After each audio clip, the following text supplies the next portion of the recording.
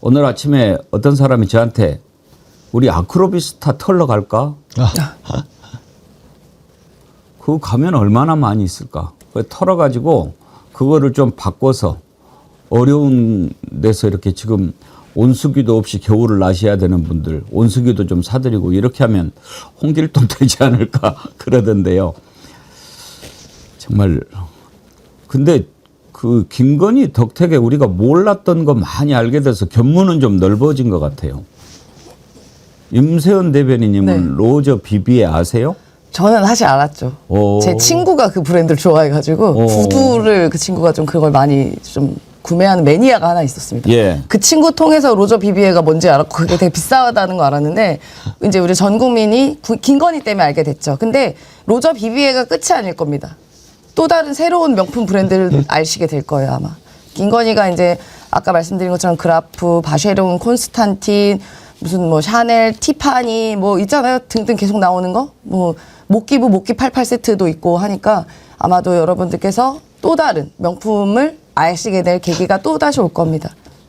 궁금하네요. 그 로저 비비에가 뭔가 제가 궁금해서 이렇게 찾아봤어요. 그랬더니 프랑스 명품 브랜드인데 구두가 기본이 막 200이 넘고 그러더라고요.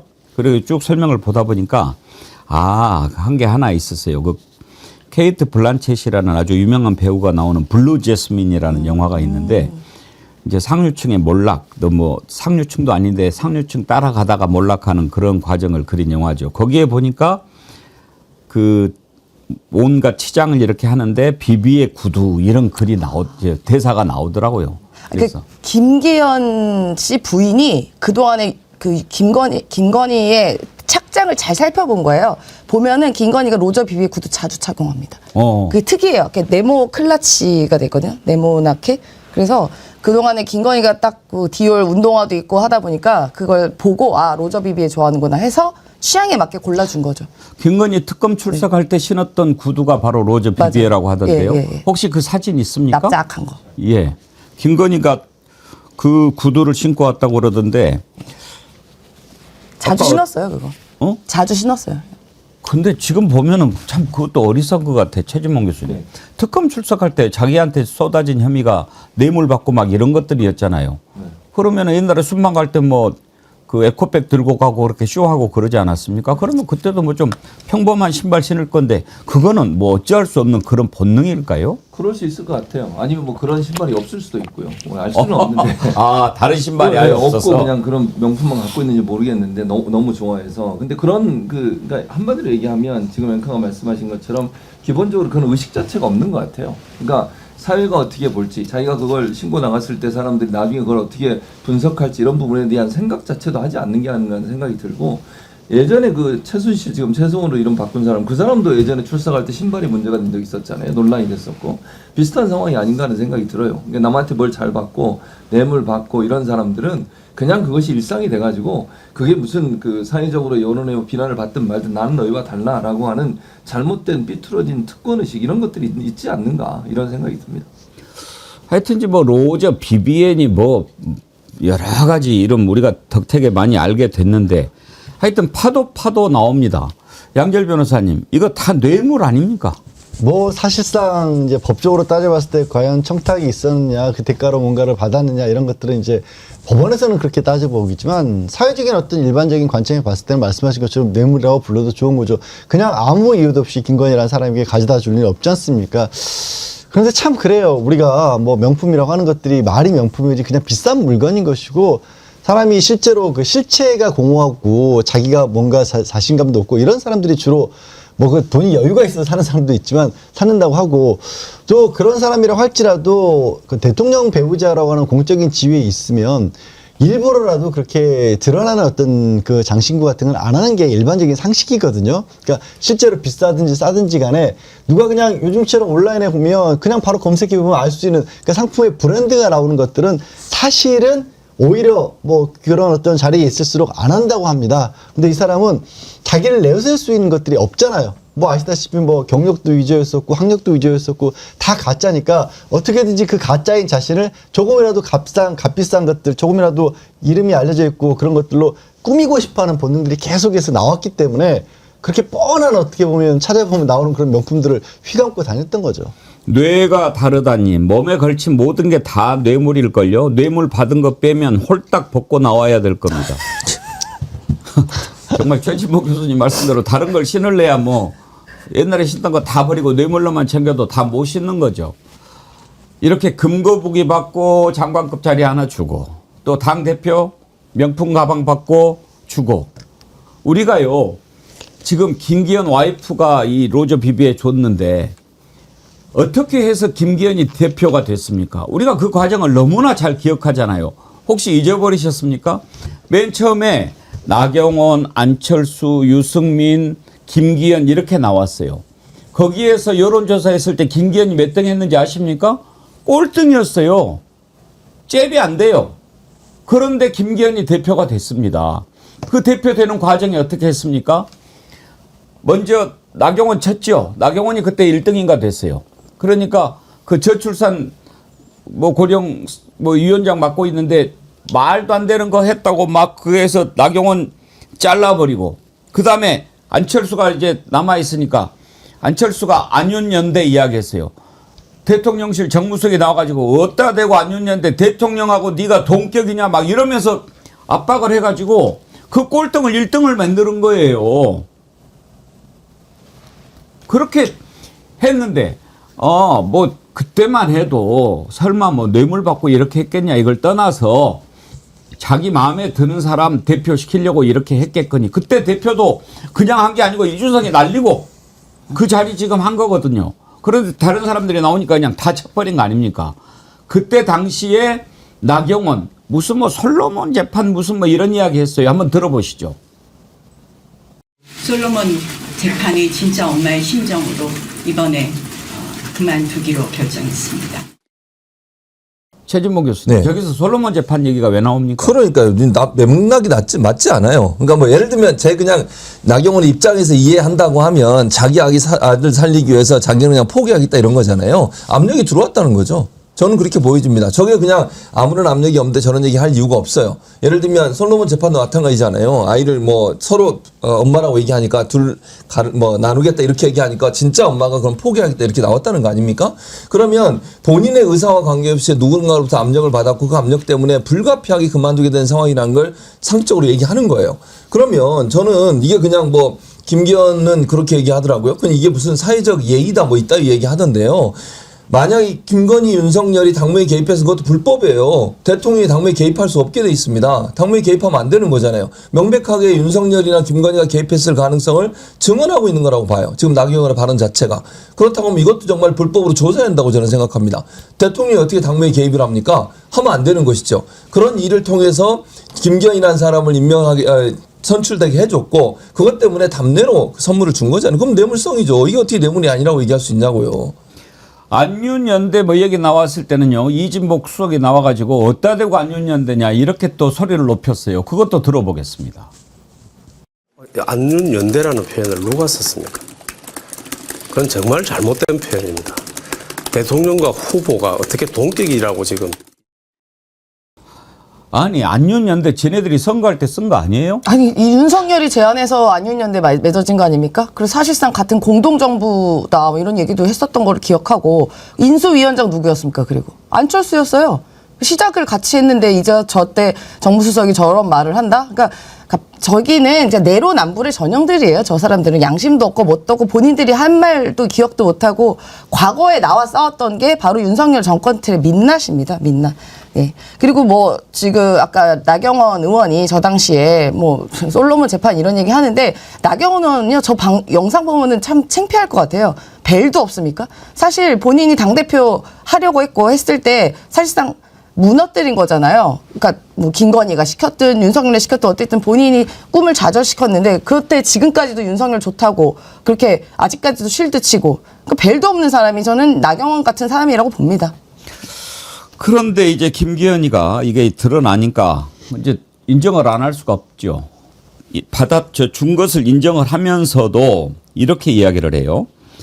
제 아내가 2023년 3월 국민의힘 전당대회에서 제가 당 대표로 당선된 후 김건희 여사에게 클러치백 1개를 선물한 사실이 있다고 한다. 나는 몰랐다 이런 얘기죠. 거기에다가 배우자 이미 여당 대표로 당선된 저나 제 아내가 윤석열 대통령 부부에게 청탁할 내용도 없었다. 배우자끼리 사인 간의 의례적인 예의 차원의 인사였을 뿐이다. 어떠한 대가적 목적이 아니라 사회적 의례적 차원, 사회적 예의. 양지열 변호사님, 사회적 예의는 어떤 거예요? 글쎄, 이게 뭐 사회 상규라고 합니다. 제가 이 말을 쓴 표현가 이제 법원에서 쓴 표현인데, 김기현 대표가 그래도 판사 출신 아니겠습니까? 그러니까 일반적인 의례적으로 뭐 인사치레 같은 거, 뭐 경조사라든가 이런 데 가서 인사하고 이런 것들을 이제 법원의 명으로 사회 상규라고 하고, 사회 상규라고 하고, 그거를 이제 사회적 예의라는 식으로 말을 좀 바꾼 것 같은데요. 글쎄, 이게 100만 원이 어쨌든 초반이라고 해도 넘는 정도의 그런 명품을 선물하면서 그게 사회적 예의라고 한다면 저는 참 예의 없는 사람인 것 같습니다. 한 번도 그렇게 누구에게 선물해 본 적이 없고, 집사람에게도 그렇게 선물해 본 적이 없는 것 같은데, 정말 예의 없는 사람이고, 저게 이제 지금 저 네모난 모양 저거 자체가 이제 로저 BBA의 상징적인 로고라고 하더라고요. 저도 이번에 알았습니다. 저거 어떻게 알겠습니까, 제가. 그런데 이 사회적 예의라는 말을 쓰기 전에 우리 흔히 지금도 그렇지만 대통령실과 여당과의 관계를 놓고 봤었을 때 이거는 분명히 분리되어 있어야 되는 관계입니다. 너무 밀접하게 있으면 이 당이 무슨 대통령실에 이중되냐 이런 얘기를 바로 언론에서 하는 거고, 그 당에서 출범을 했다고 할지라도 대통령실은 국가 전체를 맡고 있는 것이기 때문에 여당과는 또 다른 관계가 되는 거고요. 그리고 당의 대표는 누가 뽑는 거냐면 대통령실에서 뽑는 임명직도 아니고 당원과 국민들이 뽑아주는 자리인 겁니다. 그러니까 사실 뭘로 따져봐도 설령 저기 예의라고 할지라도 예의를 차려야 될 대상이 아닌 거예요. 대통령도 아니고 대통령의 배우자에게. 저게 예의라고 한다면 뭔가 그러면 당대표가 되는 과정에서 내가 이 사람에게 도움을 받았다. 그러니까 예의 차원에서 답례라도 해야 된다. 이런 얘기잖아요. 그 여기서 빼놓을 수 없는 게 그렇죠. 통일교 측에서 몇만 명에 이르는 사람들을 가입을 시켜서 원래 윤심이 누구에게 있느냐라고 했을 때 권성동 의원을 밀어야 된다. 그래서 윤여거 전 세계본부장이 그러면 권성동을 계속해서 밀겠다 싶어서 그래서 가입을 시켰었고, 권성동이 불출마하니까 그럼 누구 밀어야 되냐고 물어봤을 때 그럼 이번에 김기현으로 가라 그랬을 때 윤여거 전 본부장이 김기현은 대통령실하고 멀어진 사람 아니냐고 물어봤을 정도로 밖에 있었던 사람인 거예요. 근데 굳이 따지면 이런 거죠. 아까 지적을 잘 하신 것처럼 나경원 안철수가 싫으니까 다 쫓아내고 나니까 차차선으로 김기현을 민 건데, 어쨌든 대통령실에서 그렇게 지금 김기현 전 대표 같은 경우도 혹시 통일교 쪽에서 지원하고 있는 거 대통령실에서 누군가를 지원한 사람이 다닌다는 거 알고 있었던 건가? 이런 의심까지 해볼 수 있는 상황인 거예요. 예의를 차릴 상황이 전혀 아닌데 예의도 어긋난 예의를 훨씬 뛰어넘는 선물을 갖다 주는데 왜 갖다 줬을까? 이유가 없는 거예요. 이런 거 말고는. 근데 법적으로는 어떻게 됩니까? 예를 들어서 사전에 이걸 뭐 명품백을 갖다 주고 그 다음에 이게 됐다면 뇌물이 되지만 네. 나중에 줘도 뇌물 되는 거 아닙니까? 사후수뢰죄라는 게 또 있습니다. 예. 사후수뢰죄가 있는데 다만 이게 문제는 뭐냐면요. 원래 대통령이 됐건 대통령 배우자가 됐든 당대표 선거에 관여할 수 있는 능력, 그게 권한이 없는 거예요.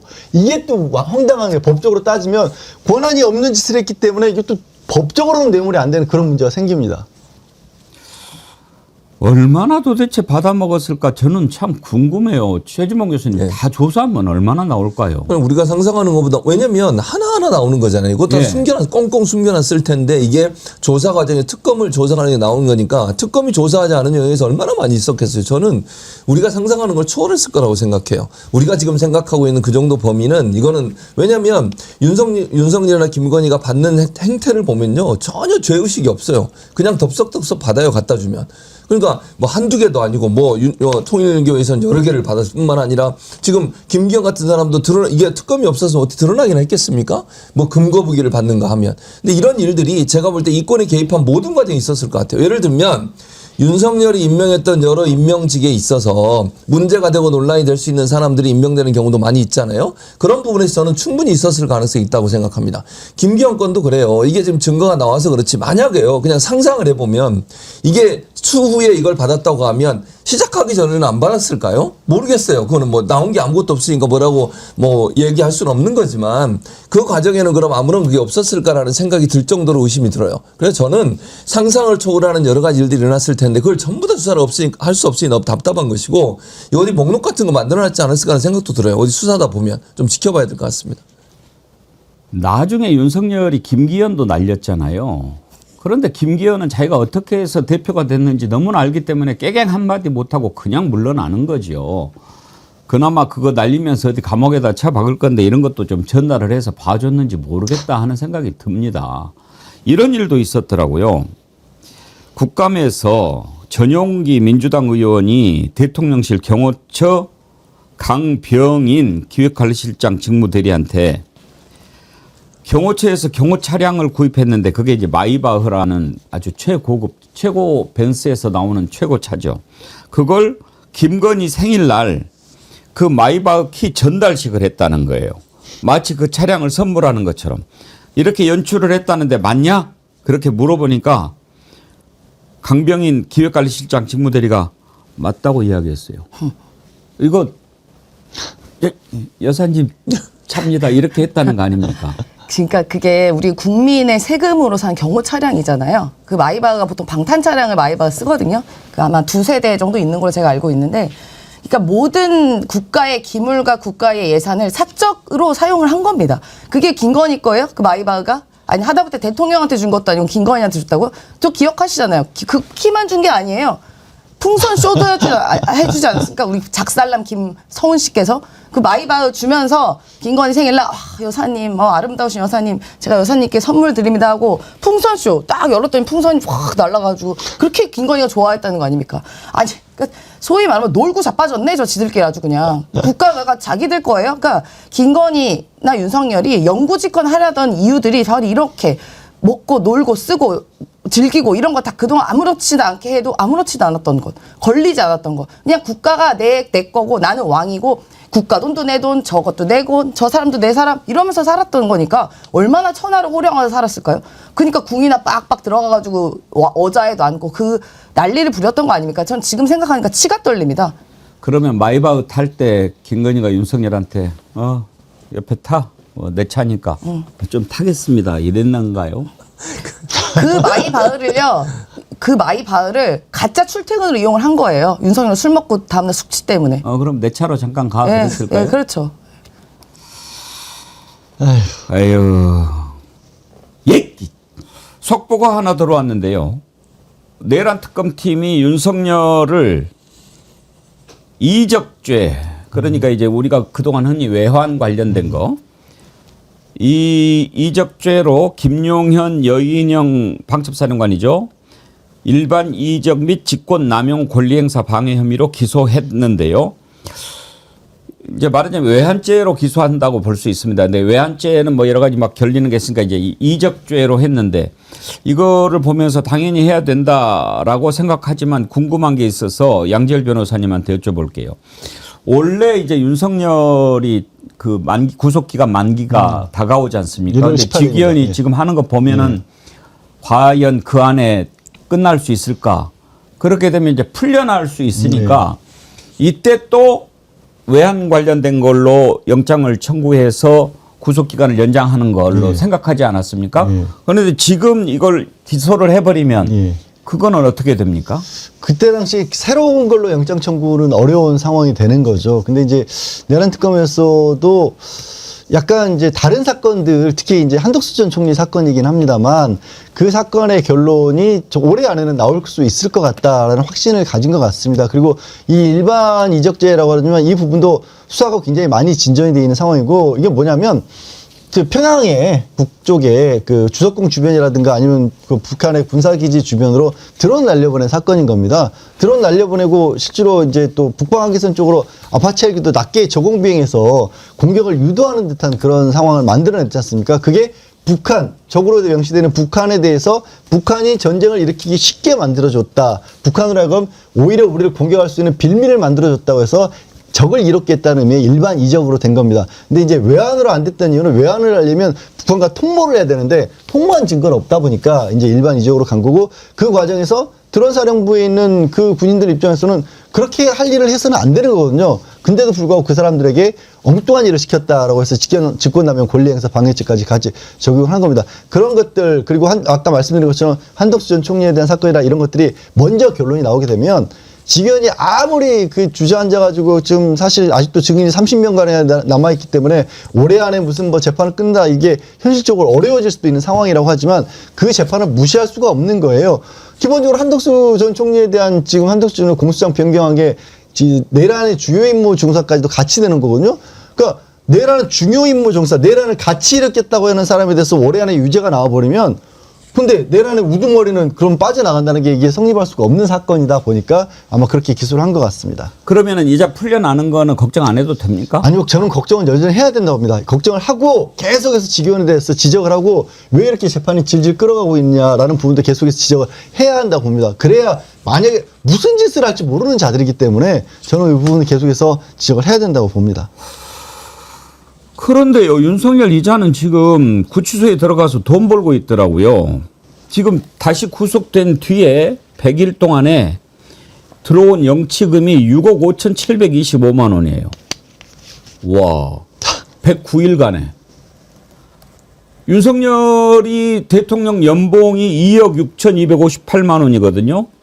그러니까 1년에 받는 연봉 2억 6천인데 100일 동안 6억 5천 넘게 영치금을 받았어요.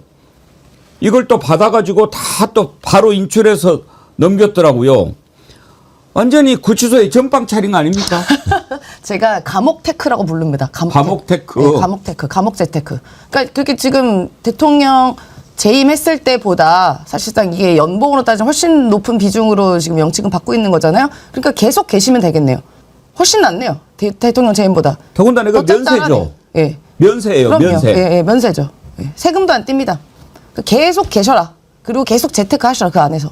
그리고 심지어 180차례 이제 출금을 했다고 하거든요. 근데 또 신기한 거는 김건희한테는 2,200만 원밖에 안 갔다고 하더라고요. 이 그 영치금 주는 것도 약간 차등이 있는 것 같아요. 아마도 그 윤어겐 세력들이 김건희가 돈이 더 많다는 거를 이제 파악하고, 그러니까 대부분의 재산이 김건희 거잖아요. 아크로비스타도 그렇고. 그러니까 그걸 알고, 아, 그래, 우리 불쌍한 윤석열한테 보내야겠다라고 해서 선택적으로 이제 준 것 같은데 잘하고 계십니다. 아주 밸런스 좋고요. 계속 그렇게 감옥에서 재테크 평생 하시기를 기원 드립니다.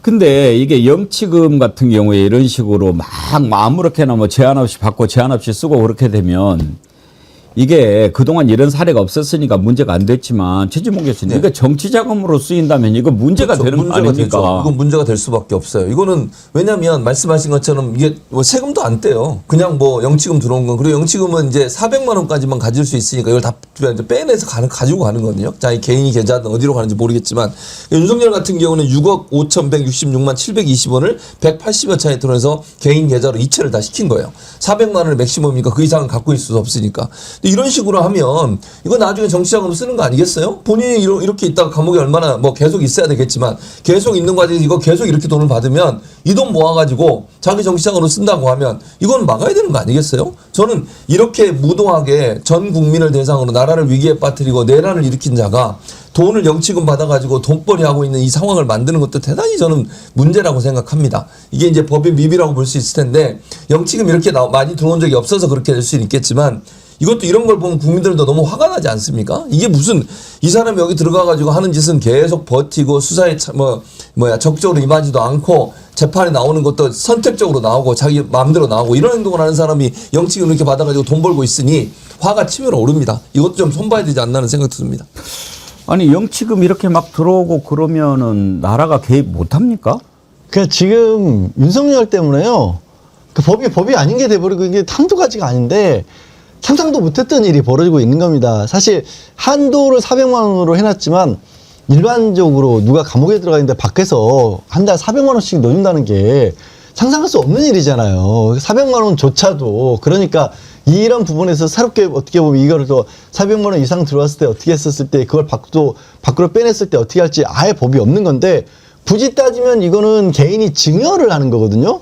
민사로 따져봤을 때도 민법으로 따져봤을 때도 이만큼의 많은 금액이 들어오면 증여세를 물리는 게 맞는 상황인데 누가 이런 일이 벌어질 것 같고 대한민국 역사에서 한 번도 없었으니까 6억 원이 넘게 들어왔는데 이걸 다 밖으로 빼내가지고 그 원래는 세금이라도 매겼는데 세금도 내지 않고 고스란히 자기가 모아가지고 그럼 400만 원 또 거기서 얼마 쓰지도 않겠지만 쓰고 나서 비우면 또 그만큼 채워질 수가 있는 거거든요. 400이 한도면 한 달에 쓸 수 있는 액수도 400입니까? 네, 그렇습니다. 한 달에 400이나 써요? 그러니까 누가 그렇게 쓸 일도 없어요, 매점에서. 사실은. 그러니까 이제 보통 사식이라고 부르는데 그걸 바깥에서 음식이 들어온 건 아니고 구치소 내에 매점을 이용하게 되는 거고 한 달에 사실 저도 이제 뭐 형사 의뢰인들 하면 돈 100만 원만 있어도요 구치소 내에서는 거의 막 이렇게 떠받들어집니다. 왜냐하면 대부분 잡범들이 많고 하니까 돈이 없어요. 근데 구치소 음식이라고 하는 게 너무 형편없으니까 거기서 매점 사식으로 이렇게 구매해가지고 뭐 참치 깡통이라도 사고 고추장이라도 사고 멸치라도 사가지고 같이 먹으면 그걸 나눠주면 그냥 그 방 안에서는 최고가 되는 거거든요. 근데 독방 쓰고 있으니까 그럴 일도 없지. 뭐 이런 일이 아예 있을 수가 없는 일이 벌어지고 있으니까 법이 없는 거예요. 나는 평생 살면서 윤석열이가 뭐 이렇게 땡겼다는 얘기는 들어봤어도 어딘가에 기부했다, 불우한 사람을 도왔다 이런 것은 들어본 적이 없습니다. 최진봉 교수님. 저도 들어본 적이 없습니다. 그러니까 그래서 지금도 보세요. 자기 계좌로 다 뭐 어느 계좌인지 제가 모르겠습니다만 출금해서 다 넘어갔잖아요. 지금 그 돈은 어디다 차곡차곡 쌓았는지 모르겠어요. 그래서 저는 이거 지금 400만 원 한도니까 뭐 지금 개인적인 생각입니다. 좀 이제 이런 인간들 이렇게 특히 이렇게 내란을 일으키거나 국민에게 엄청난 피해를 준 인간들이 만약 들어가서 영치금 400을 넘어가면 그냥 국고로 환수했으면 좋겠어요. 그러게 말이에요. 그 이상 그냥 예. 법을 바꿔가지고. 그러니까 뭐 일반 사람들은 그 범위에 안 들어가니까 이렇게 뭐 중요하게 국가에 큰 피해를 입혔던 사람들은 그 이상이 들어오면 다 국고 환수 이래버려야 된다고 생각하는데 이게 윤석열이 하는 행동을 보면 저기 앉아가지고도 자기 이익 챙기고 자기 배부르게 하고 이런 일 하고 있는 거 아니겠습니까? 반성은 하고 있습니까? 뭐라고 자기 때문에 피해를 당하고 있는 부하들에 대해서는 다 책임을 부하한테 떠넘기고 이런 못된 행동을 한 사람이 이런 걸 또 돈을 챙기고 있다 보니까 더 화가 날 수밖에 없는 거 아니겠습니까? 님그림자님도요. 400 초과하면 국고로 귀속시키는 법을 만들면 됩니다. 예, 만듭시다. 이것도 만들어야죠. 그리고 저희는 많이 받아가지고 뭐 어디다 쓸까? 평생 쓸 일이 없지 않나요? 그러니까 저도 평생 저게 못 나오잖아요. 저 계좌를 보낸다 하는데 저 누가 받아요? 김건희도 감옥 가 있는데 받을 수 있는 사람이 없어요. 저도 어디 간 거야? 토리가 받나? 토리 말고는 없잖아요. 지금 응? 김건희가 쓸 수 있어요. 뭐가 쓸 수? 백날 저렇게 180회 옮겨봤자 윤석열은 저 돈을 만날 일이 없어요. 앞으로 만나서도 안 되고. 임세현 소장님, 네. 우리 오늘 밤에 아크로비스타 갈까요? 아 한번 털러 갈까요? 로저 비비에랑 막 이런 거 좀 더 얼마나 많나 한번. 근데 아크로비스타가 문제가 아니라 없어진 컨테이너가 더 중요합니다. 컨테이너 가야 돼요. 그게 중요합니다. 그게 그러면 어디로 갔는지. 일단 임세현 소장님이 네. 컨테이너를 좀 찾아주세요. 제가 수색해 보겠습니다. 예. 네. 가는 거는 같이 가고. 네. 아, 정말. 아니, 그 안에 들어가가지고도 그런 국리를 하고 있고, 그리고 설사 들어왔다 칩시다.